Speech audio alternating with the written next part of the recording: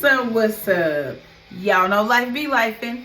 I'm your life coach, Lala, your family, your friend. So grab you a seat, take a deep breath, and let's get into it. Hello, how are you guys doing? Welcome back to Life Be Lifing, where I am the host that wears many hats. I am a mom, a life coach. I am a content creator. I am a motivational speaker. I am everything in one. I am all you need. So today we're going to talk about the self-love gap, okay? And so what I'm going to do is define the difference between self-care, which is temporary fixes, versus self-preservation, which are permanent fixes. So to better understand that, we're going to I'm going to, they're both used interchangeably, but self-care is more about the nourishment, like the temporary short-term fix. So it focuses on consists of micro moments or specific actions. The focus is immediate maintenance of your physical, your mental, and your emotional health. And so some examples of that could be as far as self-care, it's like taking a walk, doing a I'm drawing a blank, y'all. Prioritizing your sleep, having good hygiene, practicing gratitude, and just enjoying relaxing activities like spa days, taking bubble baths, doing exercise. Although exercise can also be considered self-care, and also I would say self-preservation as well, because it is keeping you around long-term health-wise. But also doing taking a bath, a bubble bath. I think I already said that already. And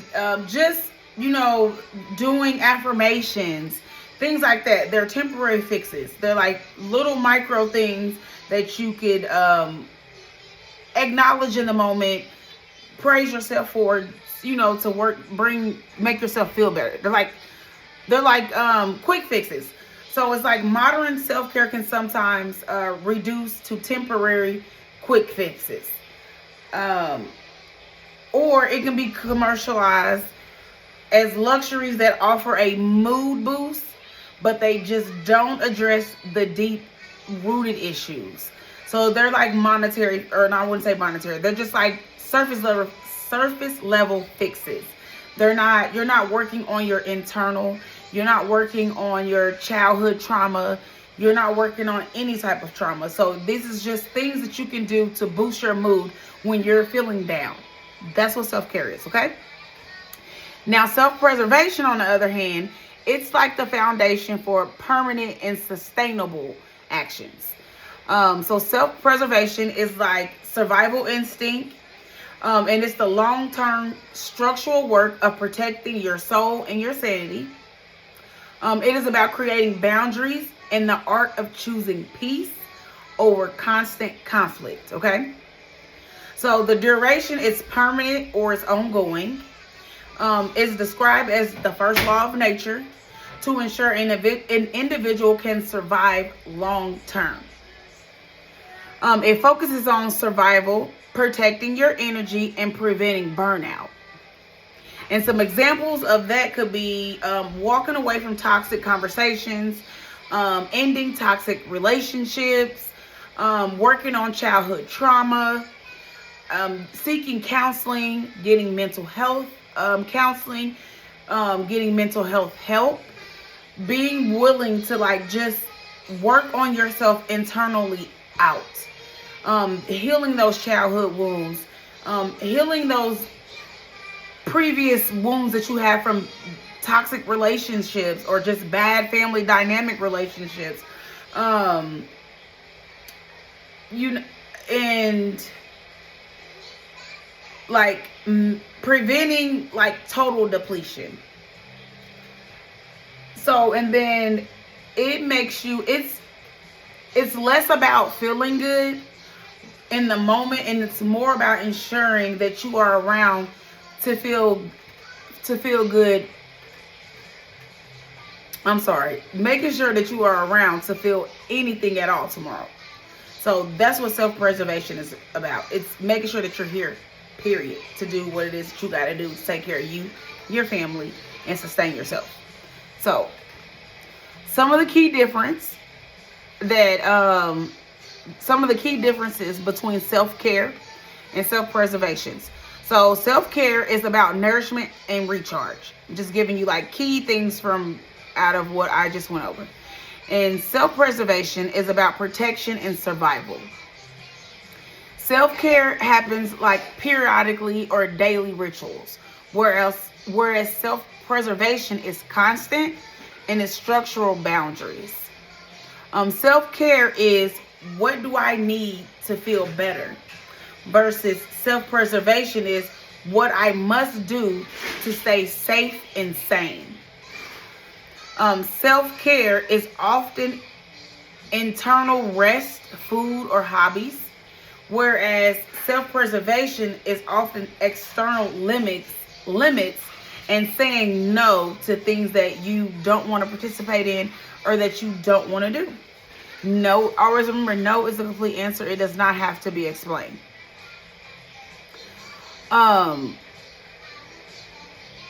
So with that being said, you will want to create like a sustainable self-care routine that isn't a quick fix. And compare like wellness strategy to your specific high stress situations. And then identify boundaries that you can set today for self-preservation. So taking all of that into consideration, y'all, I have a few things. Well, I have one thing for you. So on a scale of 1 to 10, how high is your current burnout? 1 being very low or 10 being very high. Or you could be somewhere in between. Either way, if you have little to no burnout, great. If you are like a 5 or more, in my opinion, that's high burnout. And that is something that you really need to pay attention to, because at that time you're avoiding self-care. You're avoiding self-preservation. You need to work on setting those boundaries and, taking care of yourself and doing those things, those little quick fixes to make yourself feel good, to get in a better headspace. So with that being said, some examples for me would be, as far as self-care, what I do for self-care, I like to work out. I like to read. I like to meditate. I watch a lot of, no, those are temporary fixes. I like to do Epsom salt baths. Mostly menthol, like the smell, just, the aroma. Those are like temporary fixes. And also doing like affirmations and, just doing things to get myself in a better headspace. That's what I do for self-care, my temporary fixes, because that's only surface level. Now, as far as self-preservation, I do participate in various groups. I do do counseling.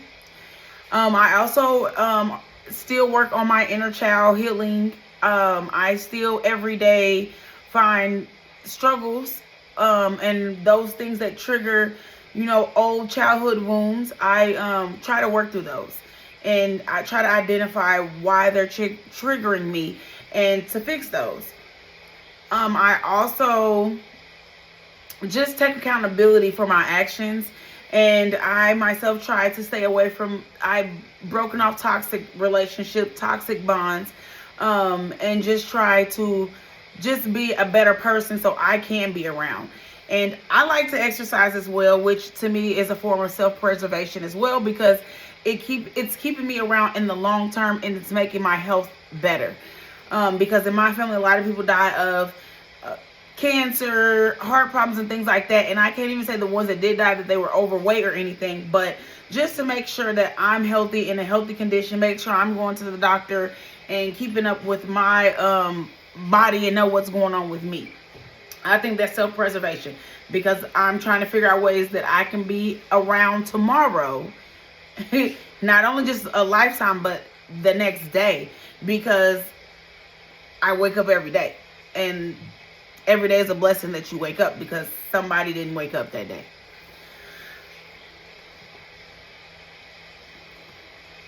And what else do I got for y'all? Let me see. I think that is it for now. But so I do have I have a quote from my Love and Resilience quote bank. And you don't need a perfect plan. You just need a next step. Precision is the enemy of progress. So whatever that means to you, digest it, figure that out. And thank you guys for supporting me, watching my videos. Thank you guys for coming here and letting me listen, or letting me rant and rave about my life, and just giving out motivation, tips and tricks on just like your mindset, changing. That's what I'm all about. You making yourself a healthier person, being able to set those boundaries, just being able to be a healthier, better you, for the world, for yourself, for your family, all of that. Specifically yourself. I'm all about self-care. I'm all about transformation. I know way too well about that. I used to be 387 pounds, y'all. And obviously I wasn't as confident as I thought I was. And actually I have came a long way as far as being in front of this camera, being more comfortable talking to y'all. And with time, with practice and time, I got this. I got this. I can turn on this camera and do what I need to do. No problem. It's just that I need to work on myself as far as burnout. That's why I actually talked about that today, because I feel like I'm getting exhausted and tired. And that's not good, because that's burnout. So self-preservation is to prevent burnout, right? Not to get to burnout and then try to fix the situation. So I'm working on that. And so I thought I would just touch on that today. Give some tips and tricks. Someone else may be going through the same thing. Someone else may be experiencing it. Just don't try to, stress yourself out to where you're very exhausted and tired. And I'm talking to myself too, because I need to do that. But other than that, thank you guys for tuning in. Thank y'all for coming back to see your girl. And as always, like, share, subscribe, comment, participate. I am taking on new clients, so if you're interested in life coaching, if you're interested in mentorship, if you just want someone to talk to, if you just want to work on transformation, whatever it is, yeah, girl, Lala, got you. All right? Other than that, thank you guys. I love you. See you next time. Love you. Bye.